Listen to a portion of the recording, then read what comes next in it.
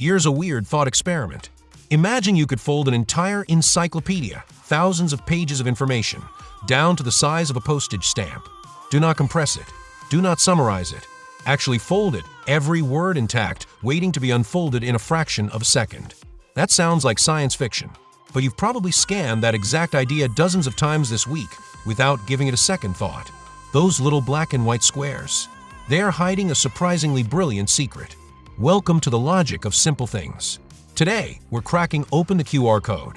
And trust me, once you see what's actually going on inside one of these things, you'll never look at a restaurant menu the same way again. Our story starts not in Silicon Valley, not in a startup, not even on a smartphone, but on a factory floor in Japan. The year is 1994. Masahiro Hara, an engineer at Denso Wave, a subsidiary of Toyota, has a problem. The standard barcode, which had been scanning groceries and car parts since the 1970s, was hitting its limits. It could only store about 20 characters of data. For a factory churning out thousands of vehicle components every day, each part needing detailed tracking information, that just wasn't going to cut it. Hara and his team spent months developing a solution. They took the barcode's core idea, encoding data as machine-readable patterns, and asked, what if we went two-dimensional? Instead of just reading left to right, what if a scanner could read across and down, essentially turning a single line into an entire grid? The result was the Quick Response Code, QR for short. And it wasn't just an upgrade. It was a revolution disguised as a boring square. A traditional barcode? Roughly 20 characters. A QR code? Over 7,000 digits. Over 4,000 letters and numbers. The team had cracked open an entirely new dimension, literally. Let's actually look inside a QR code. At first glance, it's chaos. Random black and white squares scattered across a grid. But there's nothing random about it. Every single pixel has a job. First, notice those 3 large squares in the corners. These are called finder patterns. Their only job is to scream at your phone's camera. Hey, over here. This is where the code starts. They work even if the code is tilted, crumpled, or scanned at a weird angle. Think of them as the QR code's welcome mat. Next, the thin lines connecting the corners are timing patterns. These act like a ruler, helping the scanner measure the exact grid size of the code. Without them, it wouldn't know if it's looking at a tiny code or a massive one. Then there's the alignment pattern, a smaller square tucked inside the grid. Its job? Making sure the code can be read even when it's printed on a curved surface, like a coffee cup or a bottle. And the rest? Those thousands of tiny black and white squares. Those are the data modules, the actual encoded information written in binary. Black square equals 1. White square equals 0. Ones and zeros arranged just right spell out a URL, a phone number, a Wi-Fi password, a payment portal, whatever was programmed in. It's a picture that is also a language. And your phone reads it fluently in under a second. Here's where QR codes earn serious respect. They have a superpower that most people never notice. Tear a corner off one. Spill coffee on it. Stick a sticker right in the middle. You know what? It'll probably still work. That's because QR codes use something called error correction, a mathematical technique borrowed from the world of satellite communications and data transmission. When a QR code is created, redundant backup data is woven directly into the pattern itself. Think of it like a safety net built into the fabric of the code. There are 4 levels of error correction ranging from 7% damage recovery all the way up to 30%.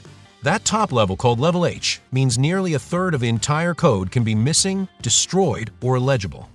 And it will still scan correctly. This is why you can slap a company logo right in the center of a QR code, and it still works.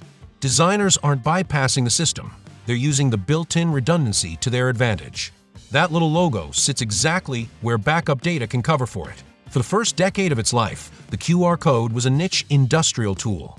It tracked car parts. It managed inventory. It was a workhorse, quietly doing factory work behind the scenes. Then Japan went wild for them in the early 2000s. Magazines, billboards, business cards, QR codes were everywhere. But there was a catch. You needed a dedicated scanning app, and most of the world's phones couldn't run one.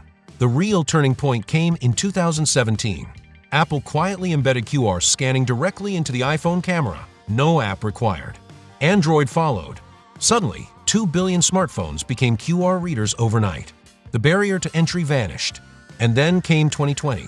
The pandemic didn't invent the QR code's second life. It just accelerated it by about a decade.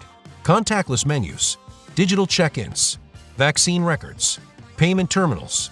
Within months, a technology that many people had written off as a Japanese novelty became the default interface for the physical world, trying to connect to the digital one. The little square had waited patiently for its moment. And then it arrived. Here's something that doesn't get talked about enough. There are actually two types of QR codes, and they work very differently. Static QR codes are fixed. The data is baked in permanently. Change the information, and you'd have to print an entirely new code. Dynamic QR codes, though? Those are something else entirely. The code itself stays the same, but it points to a link that can be updated anytime, remotely, instantly, without reprinting anything. Here's the thing about QR codes that I can't stop thinking about.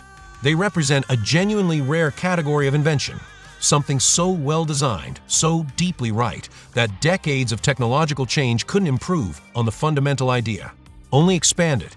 Masahiro Hara set out to track car parts. He ended up building one of the most versatile bridges between the physical and digital worlds that humanity has ever produced. And Denso Wave, almost inexplicably, chose not to enforce their patent on it. They gave the technology to the world for free, believing it would do more good open than locked up. And they were right. So the next time you point your phone at one of those little black and white squares, you're not just scanning a link. You're experiencing 30 years of engineering, mathematics, and design philosophy compressed into something smaller than a postage stamp. Not bad for something that started on a Toyota factory floor. If you have a suggestion for the next simple thing we should dig into, drop it in the comments. Don't forget to subscribe. There are a lot more ordinary objects with extraordinary stories. We'll see you in the next one.